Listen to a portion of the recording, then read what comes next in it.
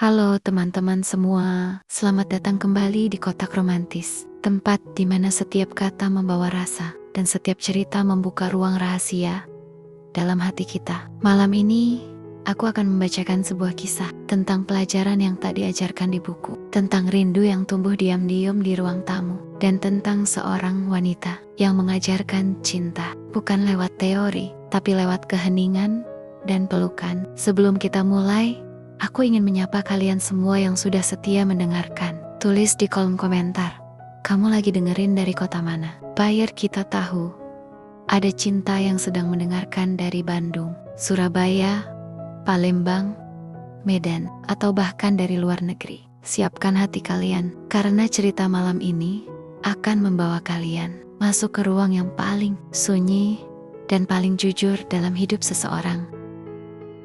Sore itu, langit mendung menggantung rendah di atas perumahan kecil yang tenang. Gilang melangkah pelan, melewati pagar besi hitam yang dingin, menyeka keringat tipis di pelipis meski udara sejuk. Ini kali pertama ia datang ke rumah Budita, guru les privat yang direkomendasikan ibunya. Pintu dibuka sebelum sempat ia mengetuk. Di sana berdiri seorang perempuan dengan senyum lembut dan mata teduh. Bukan seperti guru biasa. Budita mengenakan kemeja sutra warna biru muda yang jatuh lemas di bahunya. Rambut panjang tergerai rapi, dan parfum melati samar menyusup ke udara. Masuk, Gilang, kita mulai saja sebelum hujan benar-benar turun. Ruang tamu rumah itu seperti lembaran dari majalah gaya hidup.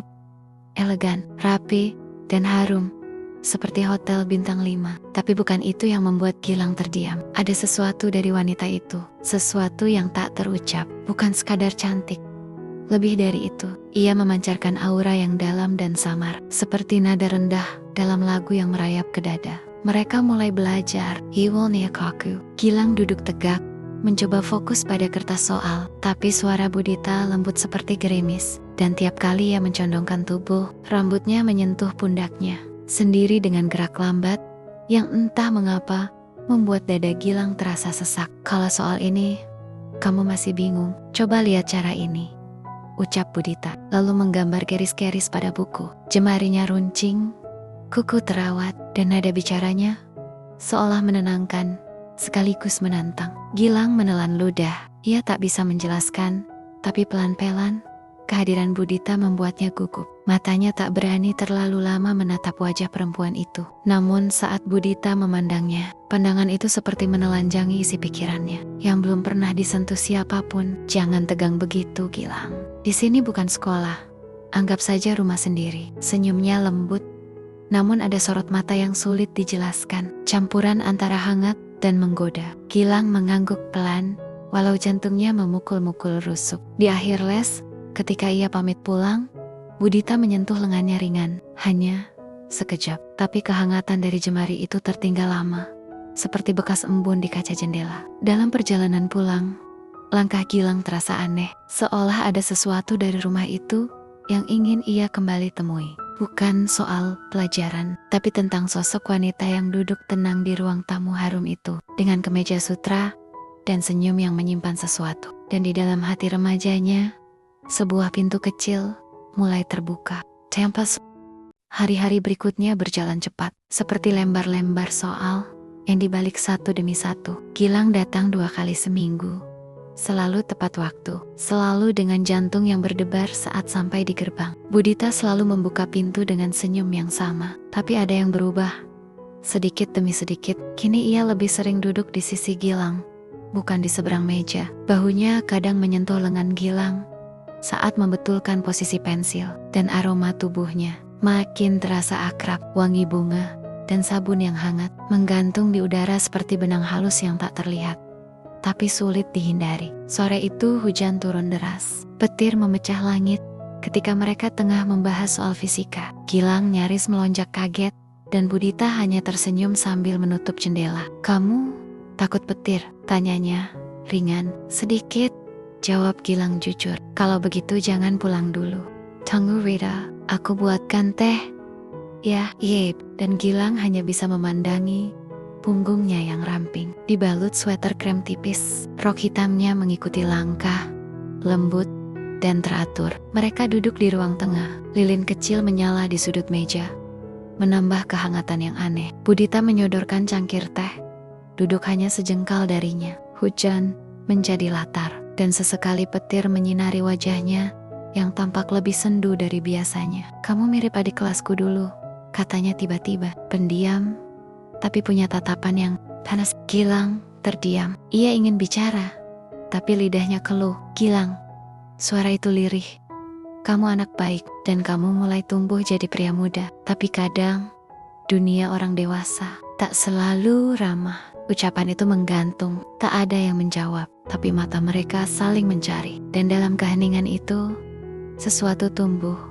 Bukan cinta, bukan nafsu semata, tapi rasa penasaran yang dibalut kehampaan. Saat Budita mengambil cangkir dari tangannya, jari mereka bersentuhan, ringan, tak disengaja, tapi cukup untuk membakar ujung syaraf Gilang. Ia menarik tangannya, tapi Budita menahan sebentar dan menatapnya lebih lama dari biasanya. Tak ada pelukan, tak ada ciuman, tapi sore itu, di ruang tamu kecil, dengan suara hujan dan teh hangat di tangan, jarak di antara mereka mulai mengabur. Gilang pulang ketika hujan tinggal gerimis, tapi pikirannya masih penuh oleh sesuatu yang belum sempat disebutkan. Ia tahu, pelajaran di rumah Budita kini bukan hanya soal angka dan rumus.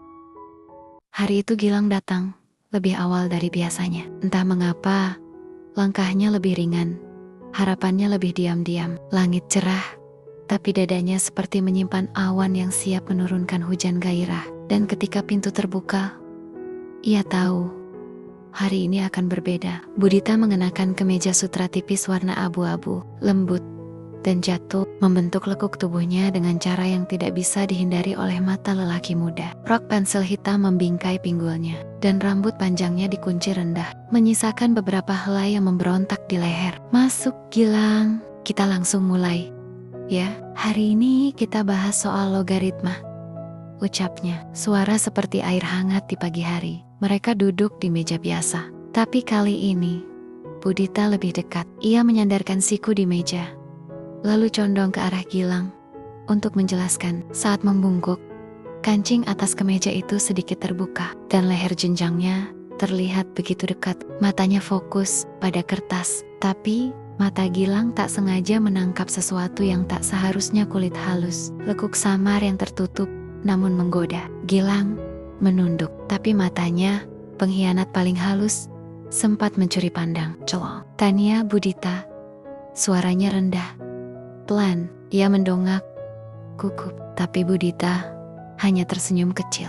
Sebuah senyum yang tak bisa diartikan secara sederhana. "Kamu laki-laki ya, sekarang, bukan anak kecil lagi." Ucapan itu membuat tengkuk Gilang panas. Ada getaran yang aneh di dada. Di antara rumus dan angka, tubuhnya mulai bereaksi terhadap sesuatu yang tak bisa dia tulis dalam catatan. Tangan Budita tiba-tiba bergerak, merapikan rambut Gilang yang jatuh di dahi. Hanya sebentar, hanya gerakan kecil, tapi kulit jari itu menyentuh pelipisnya dengan lembut, dan dunia seperti membeku. Tak ada rayuan, tak ada pelukan, tapi ruang itu mendadak penuh aroma yang tak kasat mata. Sesuatu yang menggoda namun tertahan, seperti daun pintu yang terbuka sedikit, namun belum diayun penuh. Gilang menahan napas saat Budita kembali duduk, mengatur letak roknya dengan elegan. Ia tak mengatakan apa-apa lagi, tapi tatapan matanya saat sesekali bertemu dengan milik Gilang, membawa pesan yang hanya dimengerti oleh tubuh yang tengah belajar mengenal keinginan.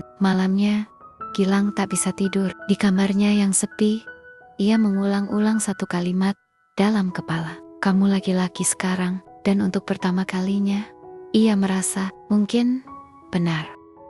Malam itu hujan datang lebih awal. Gilang tiba dengan tubuh basah kuyup, kemeja sekolahnya menempel di punggung. Budita menyambutnya dengan cepat, membawa handuk dan secangkir coklat hangat. "Ganti baju dulu, aku ambilkan kaos suamiku, masih ada di kamar," katanya lembut. Gilang menunggu di ruang tamu yang temaram. Petir sekali dua kali menyala di kejauhan, seperti isyarat dari langit bahwa sesuatu akan terjadi. Dan benar, listrik padam. Seketika, hanya cahaya lilin yang menyala di sudut rak buku. Di tengah gelap dan harum vanila dari lilin, Budita muncul kembali, membawa kaos dan senyum yang samar. Malam ini kita belajar tanpa listrik ya, gumamnya sambil duduk dekat. Sangat dekat. Mereka bicara pelan. Awalnya soal pelajaran, lalu tentang hidup, tentang rindu. Canteng sapi, Budita bercerita tentang masa mudanya, tentang laki-laki yang dulu mencintainya dengan puisi, bukan absen tugas dinas, tentang tubuh yang disentuh, bukan karena kewajiban, tapi karena ingin memahami. Kadang, aku lupa bagaimana rasanya diinginkan, katanya pelan. Gilang menoleh, nafasnya tertahan. Lalu, sentuhan pertama terjadi bukan dari tangan, tapi dari tatapan yang lama dan jujur. Tatapan yang tak lagi bisa disembunyikan di balik logaritma dan halaman soal. Ketika Budita menyentuh punggung tangan Gilang, dunia dalam dirinya pecah pelan-pelan, seperti air tenang yang dilempar batu. Ia menggenggam tangan wanita itu, gugup, tapi tak ingin melepas. Mereka mendekat, dan bibir mereka bersatu dalam ciuman yang lambat, dalam, dan ragu-ragu. Bukan ciuman remaja. Ini ciuman dua hati yang haus akan kehangatan yang selama ini tak punya nama. Tubuh mereka mendekat, menyatu dalam pelukan yang begitu tenang, namun membakar dari dalam. Jari-jari mereka menyusuri kulit dengan rasa ingin tahu, yang penuh kelembutan. Tak ada desahan keras, hanya napas yang memburu, pelan, dan saling menyahut. Kemeja sutra terbuka perlahan, seperti kelopak yang jatuh satu persatu, dan di antara kehangatan selimut dan cahaya lilin yang menari. Malam itu tak diisi oleh dosa, tapi oleh rasa yang tak bisa lagi ditunda. Budita memeluknya setelah semua usai. Matanya terpejam. Anggap malam ini cuma mimpi, bisiknya. Tapi izinkan aku jadi pelukmu, walau hanya sekali. Dan dalam dekapan itu, Gilang tahu, ia tak lagi sama. Setelah malam itu, tidak ada yang diucapkan, tapi segalanya berubah. Gilang tetap datang untuk les, tetap membawa buku dan pena. Tapi kini, di balik soal matematika dan kimia, ada bahasa diam yang hanya mereka pahami. Bahasa kulit yang pernah bersentuhan, bahasa napas yang pernah menyatu di malam gelap. Budita tak lagi memintanya langsung pulang. Terkadang, setelah pelajaran, mereka duduk diam di sofa ruang tengah, menonton hujan tanpa bicara. Sekali waktu, Gilang tertidur di sana, dan saat terbangun tengah malam, ia mendapati Budita duduk di lantai dekat sofa, menyandarkan kepalanya di tepi bantal, seperti ibu, atau kekasih, atau mungkin keduanya. Suatu malam, saat rumah begitu senyap, dan jam menunjukkan lewat tengah 12, Gilang terbangun. Ia berjalan pelan ke dapur, dan menemukan Budita berdiri di depan jendela, mengenakan daster tipis, dan rambut yang dilepas bebas. "Kamu belum tidur?" tanya Gilang, nyaris berbisik.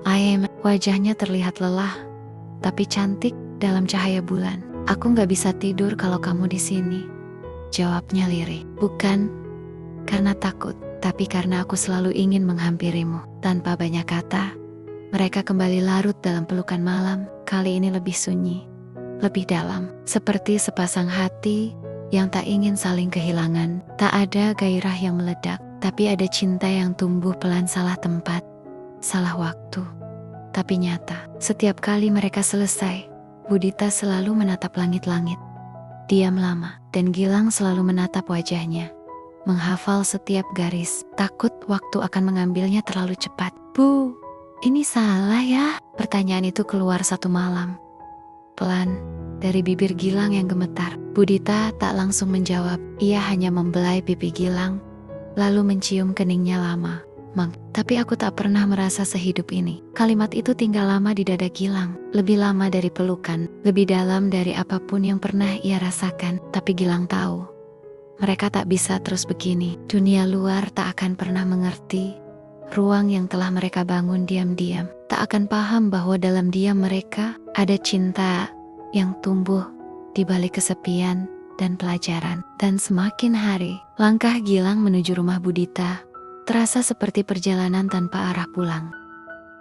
Hari itu mendung, tapi bukan langit yang mengisyaratkan badai, melainkan getaran aneh di dada Gilang sejak pagi. Sesuatu seperti firasat tak bernama, tapi membuat langkahnya ke rumah Budita terasa lebih berat. Budita membukakan pintu dengan wajah yang pucat, mata sedikit bengkak, seperti habis menangis. "Kita belajar sebentar saja."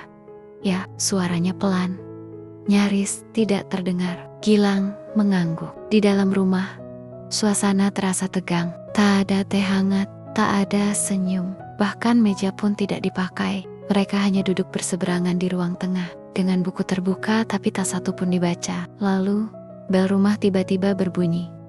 Cepat, tegas, seperti ketukan takdir. Wajah Budita mendadak panik, masuk ke dapur, lewat pintu belakang. Cepat, Gilang tak bertanya, ia bergerak, jantung berdetak keras di telinga. Dari celah tirai dapur, ia sempat melihat sesosok lelaki berdiri di ambang pintu, tinggi, tegap, dengan koper besar di tangan suaminya. Pulang lebih awal, tanpa kabar. Gilang nyaris tak bernapas saat ia menunduk dan menyelinap keluar pagar belakang. Basah oleh gerimis yang jatuh pelan, langkahnya gontai, dan untuk pertama kalinya, rumah Budita terasa jauh. Setelah hari itu, semuanya berubah. Pertemuan mereka dibatasi, les hanya 1 minggu sekali. Tak ada lagi pelukan, tak ada lagi malam-malam panjang, hanya sapaan singkat, senyum dipaksakan, dan buku-buku pelajaran yang kembali menjadi dinding penghalang. Gilang hancur pelan-pelan. Ia menatap layar ponsel kosong, berharap ada pesan dari Budita, tapi tidak ada. Dan saat ia mencoba mengetik, ia sendiri tak tahu apa yang ingin dikatakan. Di sekolah, teman-temannya bicara soal kampus impian, soal masa depan. Tapi Gilang merasa masa depannya tertinggal di ruang tamu kecil yang kini tak lagi menyambutnya. Dengan wangi sabun dan senyum manis, ia mulai berjalan seperti tubuh tanpa nyawa. Belajar, tidur, lalu mengingat malam itu. Saat cahaya lilin menari di kulit Budita. Saat pelukan terasa seperti rumah. Namun kini, rumah itu telah dikunci, dan kuncinya dibuang entah kemana. Hari itu terasa hening, seperti dunia sengaja menahan napas. Angin sore nyaris tak bersuara. Langit tak sepenuhnya biru, seolah ikut memahami bahwa ada sesuatu yang akan selesai hari ini. Gilang berdiri di depan pagar rumah Budita, memandangi pintu yang pernah terasa seperti gerbang ke dunia yang hanya mereka berdua tahu. Tangannya dingin, tapi dada panas oleh sesuatu yang tak bisa ia namai. Campuran rindu, takut, dan kehilangan. Budita membukakan pintu dengan pelan. Ia mengenakan blus putih sederhana. Wajahnya nyaris tanpa riasan. Tapi bagi Gilang, ia tetap tampak seperti hari pertama ia datang. Anggun, tenang, dan tak tergantikan. Masuklah, ucapnya lembut. Tak ada buku hari itu, tak ada papan soal, hanya 2 cangkir teh di meja, dan keheningan yang menggantung di antara mereka. Beberapa menit berlalu tanpa kata. Lalu Budita menghela napas, menatap Gilang yang berusaha menahan getar matanya. Aku akan berhenti ngajar untuk sementara. Suamiku ingin kami pindah keluar kota. Kata-katanya seperti angin dingin yang menembus jantung. Gilang tak menjawab. Ia hanya menunduk, menggenggam lutut sendiri seolah sedang menahan gempa dari dalam. Budita mendekat, duduk di depannya. Tangannya menyentuh pipi Gilang, hangat, lembut, seperti pelukan terakhir yang dikirim lewat kulit. Kamu akan jadi pria dewasa, dan kamu pernah membuatku hidup kembali.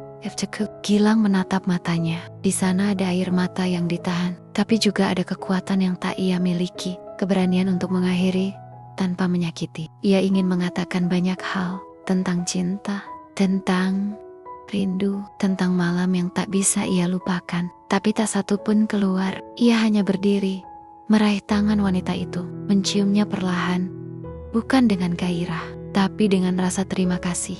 Lalu ia pergi, tanpa berpaling, tanpa kata cinta, tapi dalam dadanya, dalam malam-malam sunyi yang kelak ia hadapi sendiri, akan selalu ada satu napas yang tinggal, satu suara lembut yang berkata dalam gelap, anggap malam itu ku memimpi, tapi izinkan aku jadi pelukmu. Dan bagi Gilang, mimpi itu akan hidup selamanya. Itulah akhir dari cerita malam ini. Sebuah perjumpaan yang tak pernah direncanakan, dan perpisahan yang tak sempat disebut sebagai cinta. Terkadang orang datang ke hidup kita hanya untuk sementara, tapi meninggalkan jejak yang tinggal selamanya. Kalau kamu pernah mengalami rasa seperti Gilang, atau menyimpan rahasia yang hanya kamu dan senyap yang tahu, tulis di komentar apa bagian dari cerita ini yang paling menyentuh hatimu. Dan jangan lupa absen dari kota mana kamu menonton, karena di sini setiap nama dan setiap tempat pasti punya cerita. Sampai jumpa di cerita selanjutnya. Tetap jaga hati, tetap nikmati sunyi, dan izinkan kota-kota menggantikan pelukan yang tak bisa disampaikan.